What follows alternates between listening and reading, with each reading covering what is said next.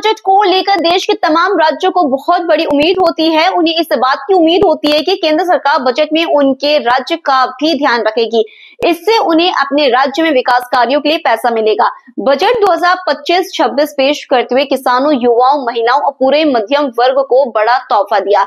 कर व्यवस्था में बड़े बदलाव की घोषणा की। पनवेल में भारतीय जनता पार्टी की तरफ से बजट को लेकर एक पत्रकार परिषद का आयोजन किया गया, जिसमें भारतीय जनता पार्टी के पनवेल विधायक प्रशांत ठाकुर, पालघर विधायक निरंजन डावखरे उपस्थित रहे। उन्होंने विश्वास व्यक्त किया कि यह बजट 140 करोड़ भारतीयों की आशाओं और आकांक्षाओं को पूरा करेगा और विकसित भारत के लक्ष्य को आम नागरिक आगे बढ़ाएंगे। इस अवसर पर यह भी बताया गया कि नागरिकों की बचत कैसे बढ़े और वे देश के विकास में भागीदार बने, इसके लिए भी विशेष प्रावधान किए गए हैं। किसान, गरीब, महिलाएं और युवा विकसित भारत के 4 प्रमुख स्तंभ हैं और बजट में इन चारों समूहों के सशक्तिकरण के लिए महत्वपूर्ण कदम उठाए गए।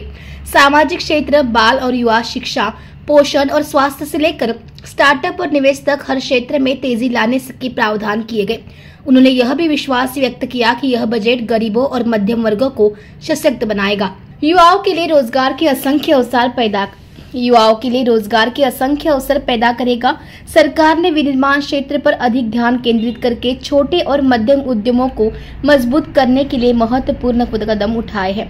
इस प्रेस कॉन्फ्रेंस में इस बात पर भी प्रकाश डाला गया कि सरकार ने जन आरोग्य योजना, सक्षम आंगनवाड़ी और पोषण 2.0 कार्यक्रम, गीग श्रमिकों के कल्याण और जल जीवन मिशन जैसी योजनाओं को और अधिक मजबूती देकर सामाजिक न्याय और जन कल्याण को प्राथमिकता दी है।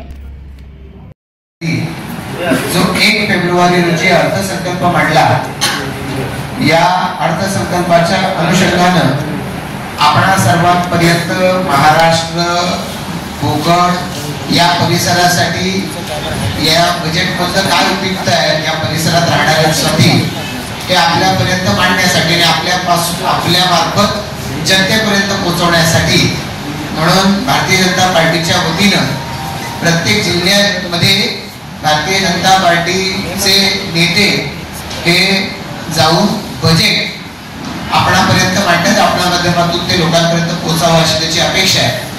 बजेट हे केवळ 1 दिवसाच्या बातम्यांपुरतं मर्यादित न राहता बजेटमध्ये केलेल्या तरतुदी लोकांपर्यंत पोहोचाव्यात, लोकांच्या त्या संदर्भात असलेल्या शंका सरकारपर्यंत पोहोचाव्यात, यासाठी भारतीय जनता पार्टीने सुरू केलेलं अभियान आहे। आणि त्या अंतर्गत माननीय निरंजन डावखरेजी आज पनवेलमध्ये आले। रायगड जिल्ह्यामध्ये आपणा मार्फत हे वृत्त अधिकाधिक लोकांपर्यंत पोहोचावं या दृष्टिकोनातून आपण वर्तमानपत्र म्हणून, चॅनल म्हणून बजावत असलेली भूमिका खूप महत्त्वाची आहे, मोलाची आहे। आणि त्यामुळे आपल्या सर्वांचा सातत्याने केंद्र सरकार, राज्य सरकारच्या योजना लोकांपर्यंत पोहोचवण्यासाठी सातत्याने सहकार्य लावत असतं। आजही माननीय निरंजनजी या ठिकाणी आले, त्यांनी बजेट मधल्या महत्त्वाच्या तरतुदी आपल्याला सांगितल्या, आपण प्रश्न विचारले, त्यांनी उत्तरं दिली। मला निश्चितपणाने खात्री आहे की सर्वसामान्य जनतेच्या हिताच्या गोष्टी सर्वसामान्य जनतेपर्यंत पोहोचवण्यासाठी आपण आजवर जशी महत्त्वाची भूमिका बजावत आलात, तसंच याही वेळेला आपण सहकार्य करून ते कराल। आपलं आम्हा सर्वांच्या वतीनं या ठिकाणी आभार व्यक्त करतो। आमचे जिल्हाध्यक्ष अविनाशजी, आमचे सर्व मंचावरचे सहकारी। मेडिकल कॉलेजेस स्थापन करण्याचं काम हे साधारणपणे आपण बघितलं की सगळीकडे सुरू आहे। आपला जो मूळ प्रश्न आहे की कोकणामध्ये अशी किती कॉलेजेस सुरू झालेले आहेत, या संदर्भातला प्रस्ताव हा केंद्र शासनाकडे ऑलरेडी केलेला आहे आणि या 2 ते 3 वर्षांमध्येच आपल्याला चांगल्या पद्धतीचे मेडिकल कॉलेजेस सगळीकडे दिसून येतील। आणि आपण जे मूळ प्रश्न विचारला की याच्यामध्ये म्हणजे आपण जो प्रश्न विचारला त्याच्यामधला मूळ उद्देश जो आहे ते सर्वसामान्याला चांगली आरोग्य व्यवस्था भेटली पाहिजे, चांगले डॉक्टर्स, चांगले मेडिसिन्स उपलब्ध झाले पाहिजेत, तोच या बजेटचा उद्देश आहे आपल्याला दिसून येतो। 10 वर्ष लागली का? असं आहे की मधल्या 2-2.5 वर्षांमध्ये आपल्याला कल्पना असेल की राज्य शासन वेगळं होतं आणि त्याच्यामुळे बरेचसे प्रस्ताव आपले रखडले गेले। केंद्र शासनामध्ये, राज्य शासनामध्ये कुठेतरी दुरावा निर्माण करण्याचं काम हे मधले काही 2.5 वर्ष झालं, पण आता अतिशय ताकदीने आणि अतिशय चांगल्या पद्धतीने आपल्याला येत्या 2 वर्षांमध्ये या सगळ्या आरोग्य सुविधांच्या संदर्भातले पावलं केंद्र शासनाच्या मदतीने राज्य शासन घेताना दिसणार.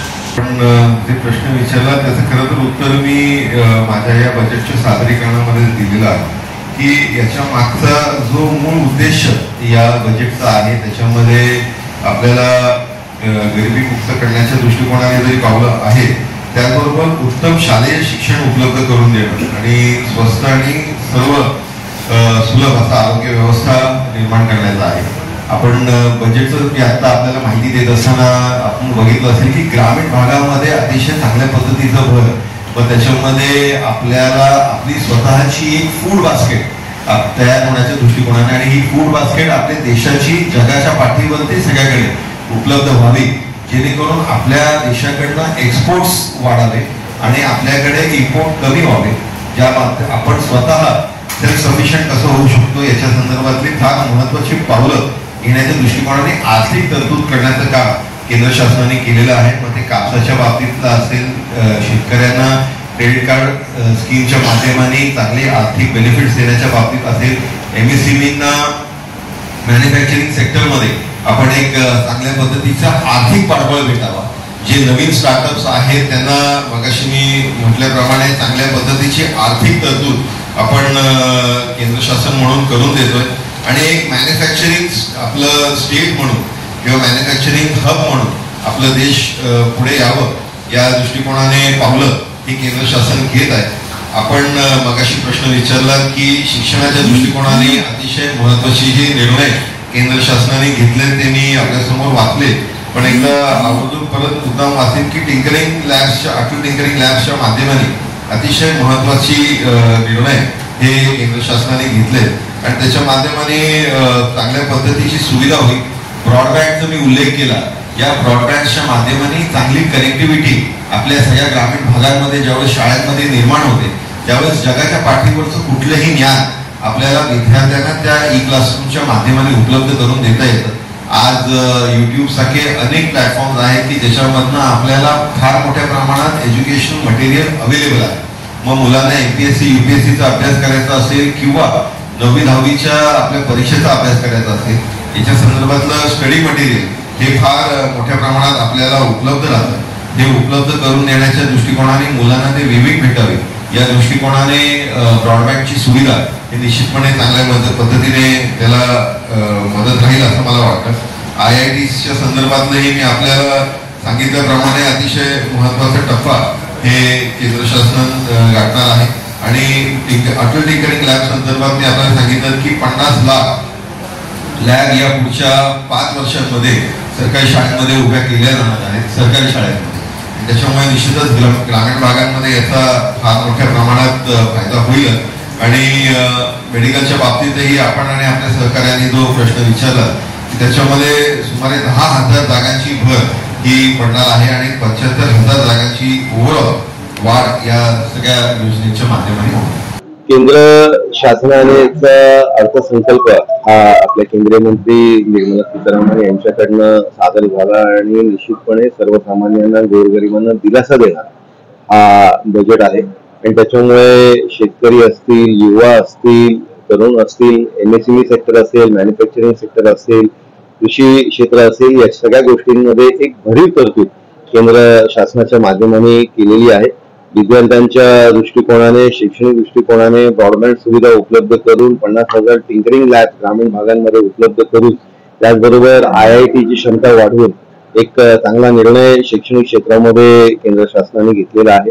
त्याचबरोबर आरोग्य सुविधा चांगल्या पद्धतीमध्ये लोकांना भेटावी या दृष्टिकोनाने कॅन्सरचे जे मूलभूत औषधं आहेत यांच्यावरती जी ड्युटी आहे त्याच्यामध्ये ती ड्युटी माफ करण्याचा, त्याचबरोबर जे गव्हर्नमेंट हॉस्पिटल्स आहेत, जे गव्हर्नमेंट मेडिकल कॉलेजेस आहेत याच्यामध्ये जवळजवळ 10,000 पेक्षा जास्त सीट्स उपलब्ध करून देण्याचं काम हे केंद्र शासनाने केले, जेणेकरून 75,000 सीट्स हे विद्यार्थ्यांना उपलब्ध होणार आहे आणि त्याच्यामुळे सर्वसमावेशक असा हा बजेट आहे, सगळ्यांना दिलासा देणारा हा बजेट. करतो की आरोग्यासाठी भरीव अशी तरतूद केंद्र शासनाने केली.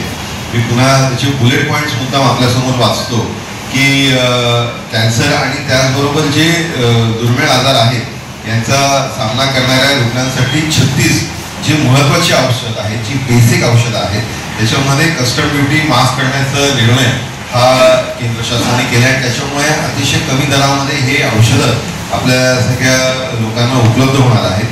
त्याचबरोबर 6 जीवनावश्यक जे औषधं आहेत त्यांच्यावरही 5% ड्युटी माफ करण्याचा निर्णय हा केंद्र शासनाने केला आहे. त्याच्यामुळे आरोग्य व्यवस्थेच्या दृष्टिकोनाने अतिशय महत्त्वाचं पाऊल हे आहे आणि मला वाटतं केंद्राने आरोग्य या गोष्टीला अतिशय सिरियसली घेतलेला आहे. आपली आयुष्यमान जी योजना आहे ती जगाच्या पाठीवरती अतिशय चांगली योजना आहे आणि हे जगाच्या पाठीवरती सगळेच नेत्यांनी हे मान्य केलेलं आहे. त्याचबरोबर सुरक्षा हा अतिशय महत्त्वाचा भाग आहे. त्याला काही वेगळी व्यवस्था करण्यापेक्षा तो त्याच्यामधला कोर भाग असल्या कारणाने त्याच्यामध्ये निश्चितपणे ही जशी जशी ग्रोथ होईल रेल्वेची तशी तशी नवीन नवीन गोष्टी सुरक्षतेच्या दृष्टिकोनाने समोर येणारच आहे. या सगळ्या गोष्टींसाठी सुविधा केंद्र शासनाकडनं केली जाणार कारण कोर विषय आहे.